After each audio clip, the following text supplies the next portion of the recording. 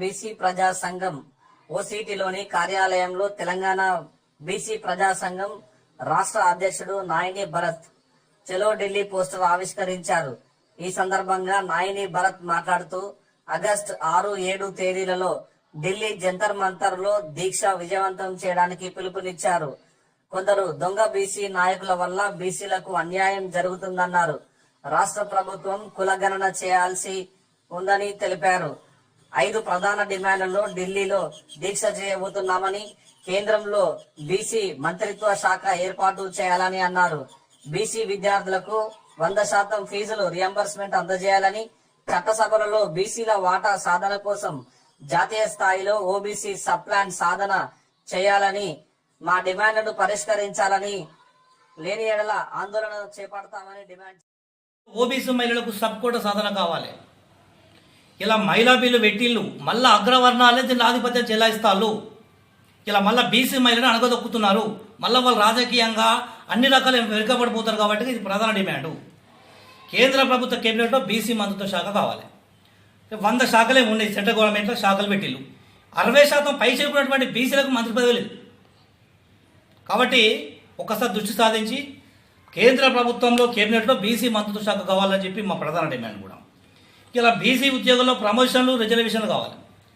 ఇలా ట్రాన్స్ఫర్లు ఇస్తారు, ప్రమోషన్లు ఇస్తారు, మళ్ళీ బీసీలు అక్కడనే ఉంటారు.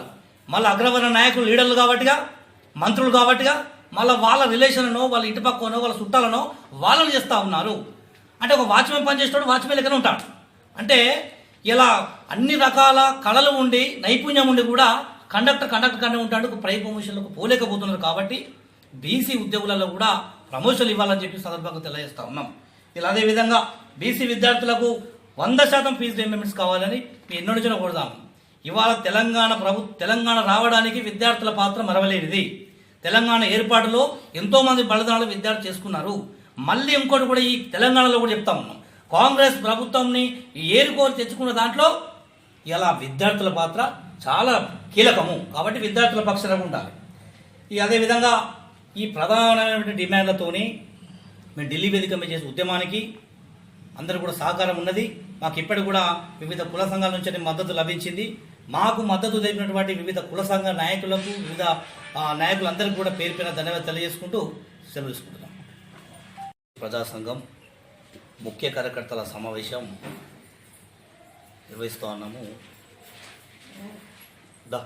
ఈ కార్యక్రమానికి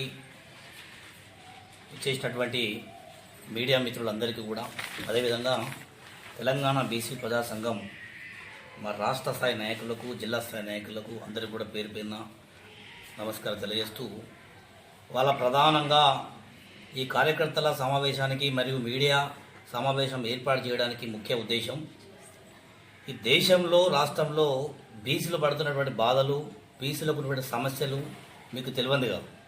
గత కొన్ని ఏళ్ల బట్టి కూడా సీనియర్ నాయకులు ఆర్ కృష్ణ కానీ, జాజుల శ్రీనివాస్ అన్న కానీ ఎన్నో ఉద్యమాలు చేస్తూనే ఉన్నారు. అంటే గల్లీ నుంచి ఢిల్లీ స్థాయికి పోయినా కూడా ఇంతవరకు బీసీల సమస్యలు అసలు పోతలు.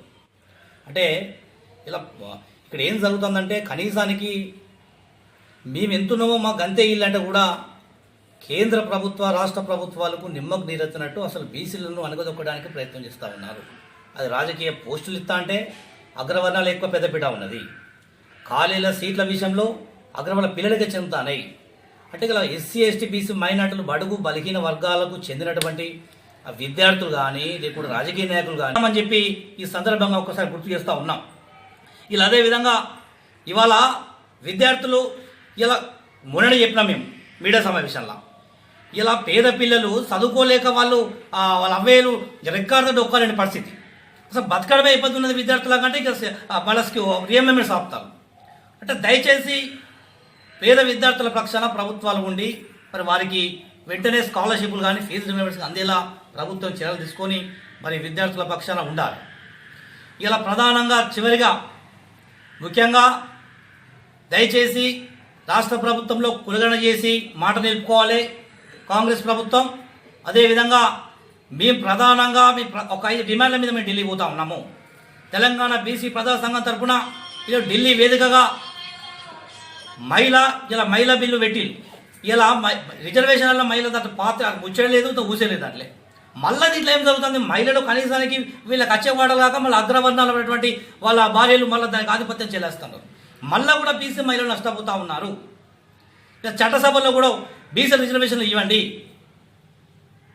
దయచేసి ఈ డిమాండ్లను నెరవేర్తారని చెప్పి మేము ఆశపడుతున్నాం. లేని పక్షంలో దేశవ్యాప్తంగా ఉద్యమాన్ని మలుచుకొని మరి తిరుగుబాటు తప్పదని చెప్పి సందర్భంగా తెలియజేస్తూ మరి ఆగస్టు 6, 7 తేదీల్లో మా కార్యక్రమం విజయవంతం కావాలని చెప్పి ప్రతి ఒక్కరిని కోరుతూ సెలవు తీసుకుంటున్నాం. ముందుగా మీడియా మిత్రులకు నమస్కారం. ఈ వచ్చే నెలలో 6, 7 చెలో ఢిల్లీ ప్రోగ్రాం చేపట్టాము. దీనికి ముఖ్య ఉద్దేశం బీసీలకు రాజకీయ పరంగా, సామాజిక పరంగా అన్ని విధాల న్యాయం జరగాలి. బీసీలు ప్రతి దగ్గర అణిచివేయబడుతున్నారు కాబట్టి కులగణన చేపట్టి అన్ని రంగాల్లో సమన్యాయము, సమానమైన గౌరవం దక్కాలనే ఈ ఉద్దేశంతో చెలో ఢిల్లీ ప్రోగ్రాం చేపడుతున్నాము. అదేవిధంగా రాహుల్ గాంధీ గారు ఎలక్షన్స్ ముందు కులగణన చేపడతాము అని చెప్పి మాట ఇచ్చారు.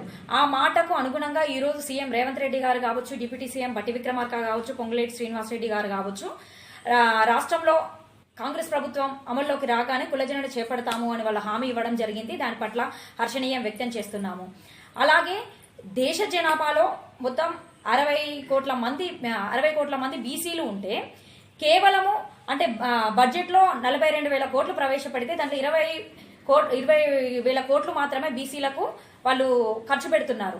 అంటే దాంట్లో 2,000 కోట్లు మాత్రమే బీసీలకు ఖర్చు చేస్తున్నారు. అంటే 42,000 కోట్లకు కానీ 20,000 కోట్లు బీసీలకు వీళ్ళు బడ్జెట్లో కేటాయించినటువంటి నిధులు కేటాయించాలి. కానీ అందులో 2,000 కోట్లు మాత్రమే అసలు కేటాయించడం చాలా సిగ్గుచేటు. మొత్తం కేంద్రంలో మంత్రిత్వ శాఖలు 72 ఉన్నాయి. అందులో కనీసము అసలు బీసీలకు ఎటువంటి ఒక్క మంత్రిత్వ శాఖ కూడా ఇంతవరకు కేటాయించలేదు. కాబట్టి కేంద్రంలో ఖచ్చితంగా బీసీల తరపున మంత్రి శాఖలు కేటాయించాలని మేము డిమాండ్ చేస్తున్నాము. అదేవిధంగా బీజేపీ రెండోసారి అధికారంలోకి రాగానే మహిళా రిజర్వేషన్ బిల్ అనేది చేపట్టింది. అందులో మహిళా రిజర్వేషన్ బిల్లులో అగ్రవర్ణ కులాల మహిళలకి సంబంధించిందే చేసింది, కానీ దాంట్లో బీసీ మహిళలకి ఎంత వాటా, ఎంత రిజర్వేషన్ అనేది వాళ్ళు దాని ఊసే ఎక్కడ ఎత్తలేదు. అంటే మళ్ళీ దీంట్లో కూడా అగ్రవర్ణ మహిళలకి మాత్రమే ఈ అన్ని రంగాలలో రాజకీయంగా కానీ అన్ని రంగాలలో కానీ ప్రాతినిధ్యం వహిస్తున్నట్టు తెలుస్తుంది. కాబట్టి వెంబటే ఈ బడ్జెట్ ని బీసీ మహిళలకి ఎంత కేటాయిస్తున్నారు అనేది చెప్పాలి. లేకపోతే ఈ మహిళా బిల్లును రద్దు చేయాలని మేము డిమాండ్ చేస్తున్నాము.